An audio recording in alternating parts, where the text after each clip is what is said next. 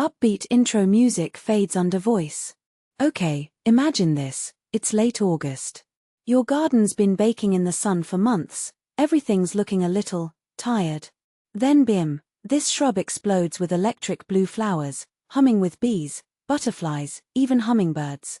And you're like, wait, what plant does that in late summer? Meet Caryopteris, or bluebeard, the underdog shrub that's basically a late-season pollinator magnet. But here's the twist, I think this plant isn't just pretty, it's quietly revolutionary. Let me explain why. First off, why does bluebeard matter in 2024? Because our world is changing. Gardens aren't just for show anymore, they're mini ecosystems fighting climate chaos. And Caryopteris? It's like the Swiss Army knife of shrubs. Drought-tolerant? Check. Attracts pollinators when most plants are napping? Check. Fits in a 2x2 foot space? Check. But what fascinates me isn't just the specs, it's what this plant symbolizes. It's proof that beauty and resilience can coexist. Which, honestly, should be the whole point of modern gardening. Now, let's unpack the hype around those blue flowers. Why blue? Most late-season blooms are red or orange, think coneflowers, marigolds. Blue's the rare rock star here. And here's the kicker, bees don't just like blue, they're wired to detect ultraviolet patterns in blue flowers that we can't even see. So when you plant Caryopteris, you're basically setting up a neon open for businesses sign for pollinators.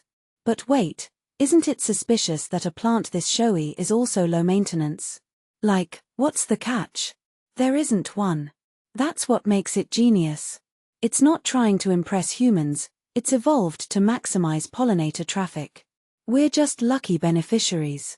Let's address the elephant in the garden. Why isn't everyone planting this already?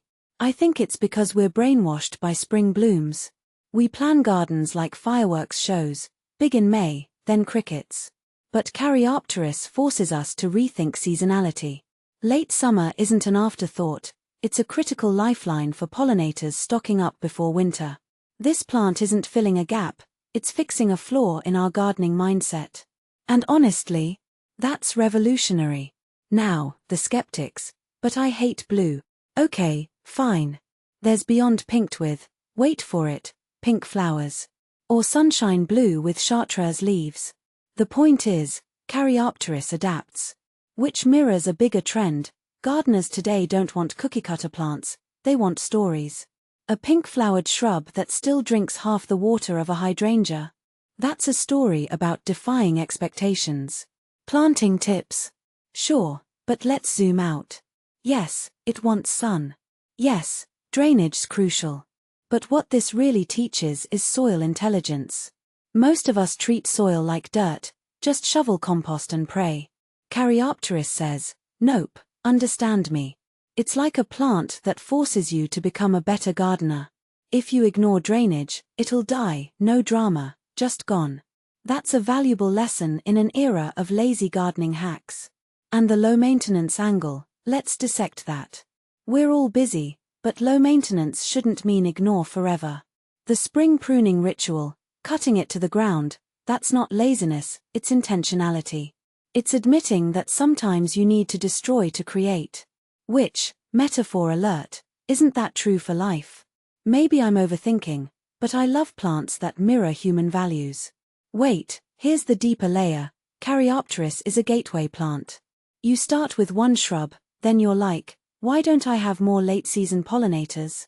Suddenly you're building bug hotels, skipping pesticides, rethinking your whole garden calendar. It's the first domino in a chain reaction of ecological awareness. That's not just landscaping, it's activism with a trowel. So here's my challenge. Next time you see a sunshine blue at the nursery, don't just admire it.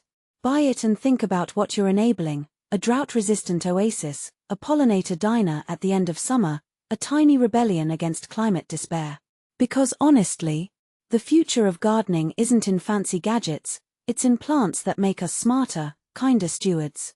And if you ask me, Caryopteris is leading that quiet revolution, one blue flower at a time. Music swells slightly. What's your take? Is bluebeard just another shrub or a symbol of change? Drop your thoughts below. And hey, if you made it this far, maybe hit subscribe. Because if we don't rethink gardening now, when will we?